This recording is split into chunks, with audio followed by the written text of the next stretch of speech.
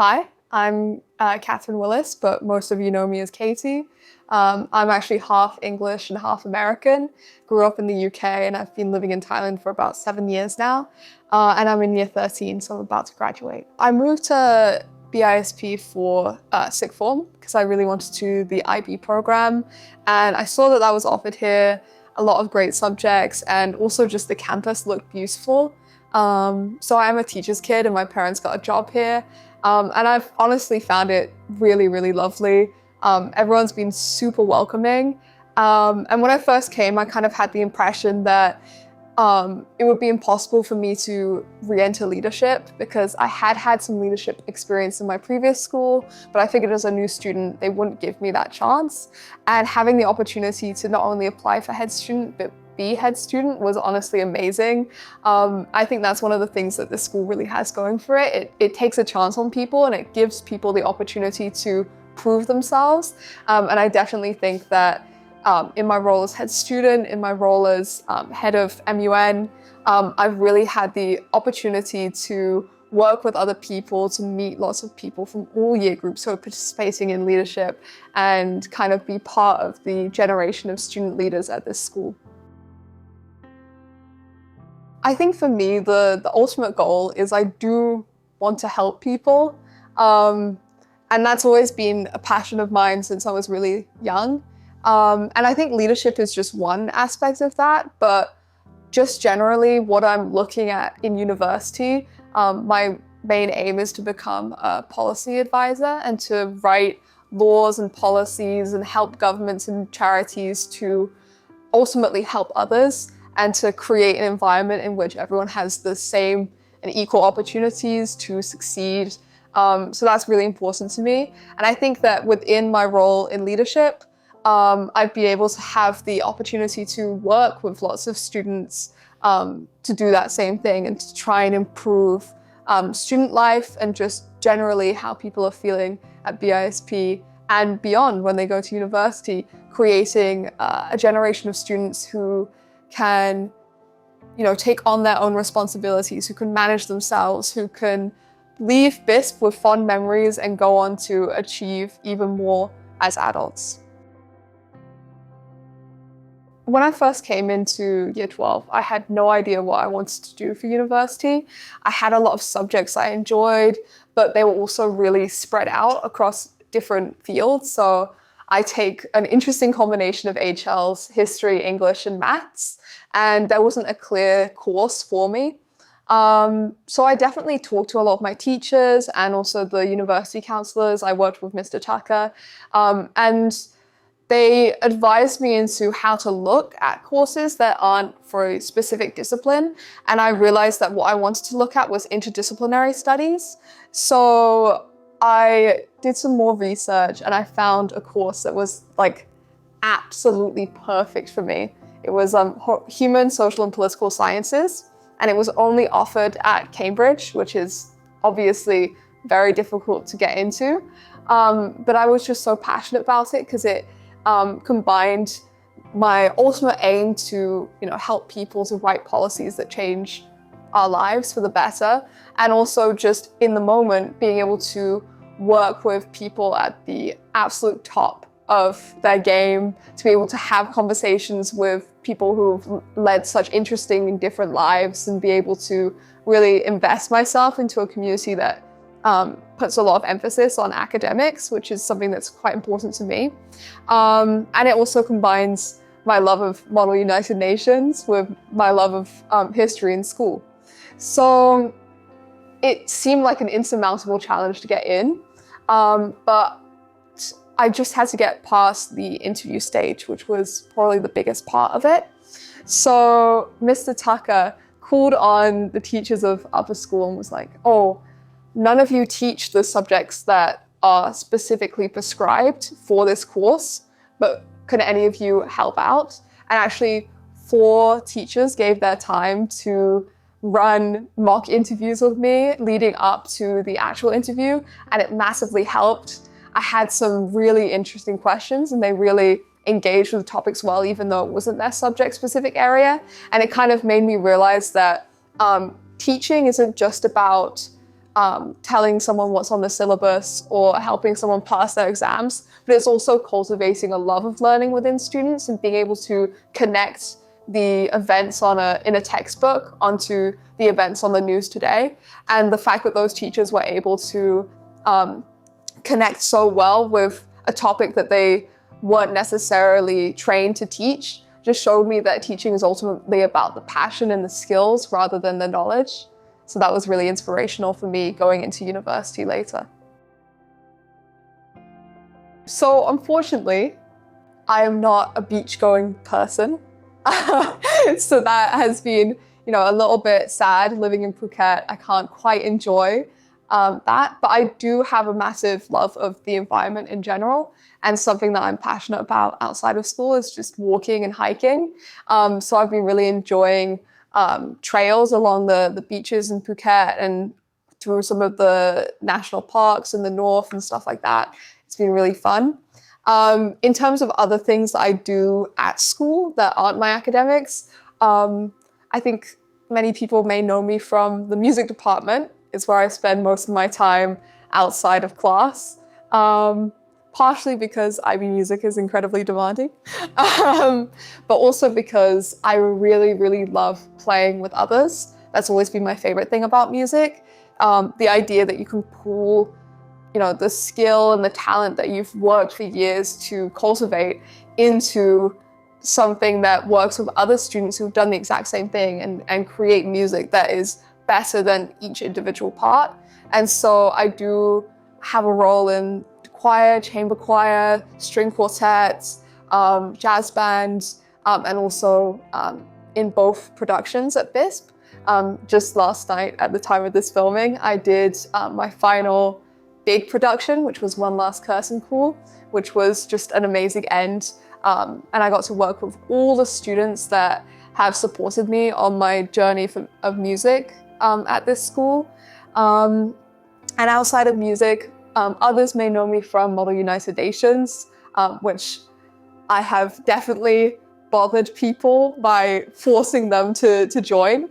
But honestly, it's an amazing club, and it's been so good to see the students at this school, including myself, emerge from our shells into people who can debate ideas in public, who can read a resolution, who can read ways of solving a problem and really critique those methods and work towards realistic solutions for the issues in our world today. And, I can definitely relate to this, but many of my friends said that at the beginning of year 12, they couldn't give a simple 1-minute speech without laughing or getting embarrassed.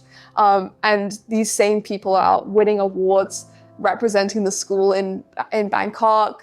And it's just been amazing to see the academic growth in everyone that's been participating. And already I was talking to some students who said that by doing MUN, they realized that they could be academic champions, that they could be smart and they could hold their own. And it made them have so much more confidence in class and in the rest of their life. So I do think that encouraging kids to get into extracurriculars outside of school time is so integral to forming our identity and to making us actually more confident within school as well.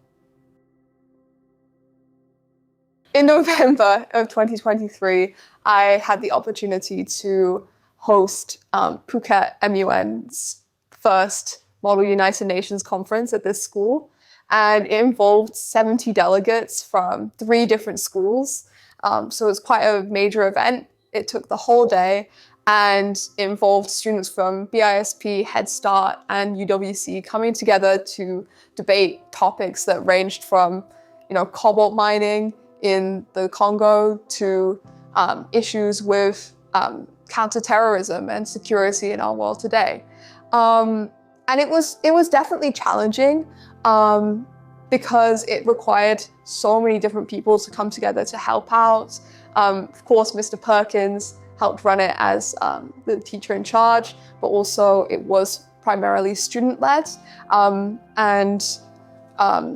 For myself, I didn't have the connections in Phuket at that time to really know the other schools. So with the help of many other people in year 12 at the time, I was able to reach out and to be able to create a conference that best suited the needs of every student. And it was a bit of a make or break moment for a lot of people. We'd been going to MUN Club for maybe 4 or 5 weeks by that point, and there are some kids who didn't know whether they wanted to continue or not. And I found that at the conference, there were some kids who realized that it wasn't for them, but they definitely enjoyed the experience. And there were more kids who decided that MUN was now their passion, and it was something that they really loved doing.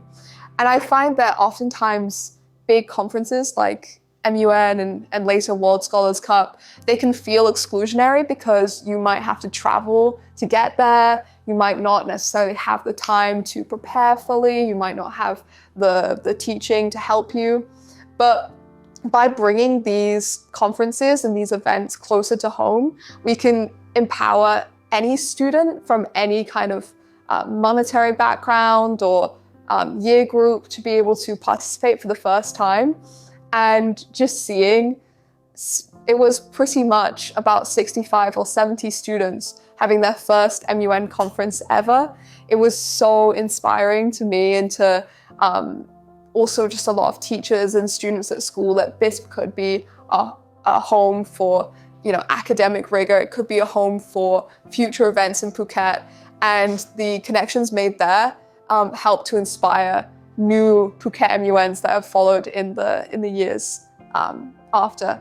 So it's really empowered a new tradition in Phuket, and I'm so proud to have been able to be a part of that first experience.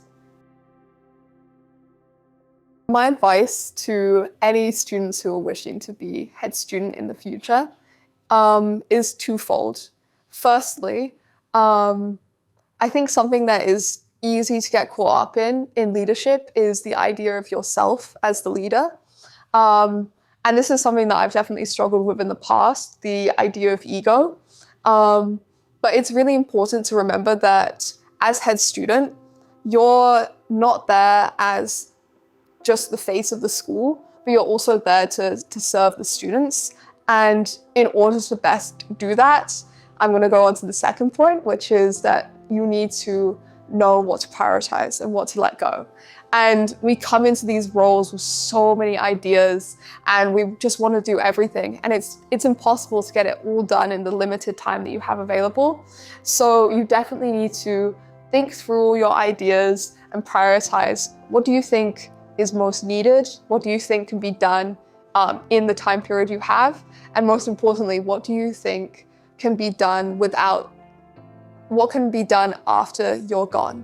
What is a new tradition that you can empower other kids to run after your time as head student has ended? Because being head student is not just about leaving your mark on the school, but it's also about encouraging others to do the same. And we need to remember, as leaders in any field, whether you're a leader within your classroom or a leader on the world stage, you're ultimately there to serve others and to help others to take responsibilities into their own hands and to decide for themselves what is best for them. And so by creating these policies led by students, we have the opportunity to also empower students to take their learning and their education into their own hands. I think when I first came to BISP, I was really intimidated because it was a new school, it was in a new part of Thailand.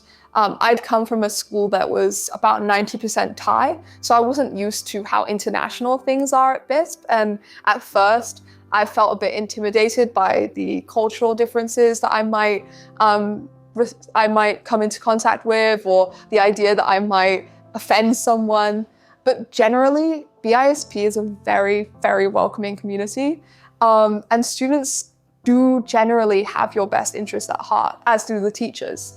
And I think that the only way to get out of that slump as a new student is to put yourself out there and to, at lunchtime, sit with a random table of people and just be like, oh, can I join you? And find out about their day and about their life. Follow others and see what they do and how they navigate the school. Talk to your teachers if you're having any issues, because No one is here to judge you. Everyone comes from very diverse backgrounds, it's true, but that doesn't make them more insular. That makes them more willing to reach out and to meet other new people.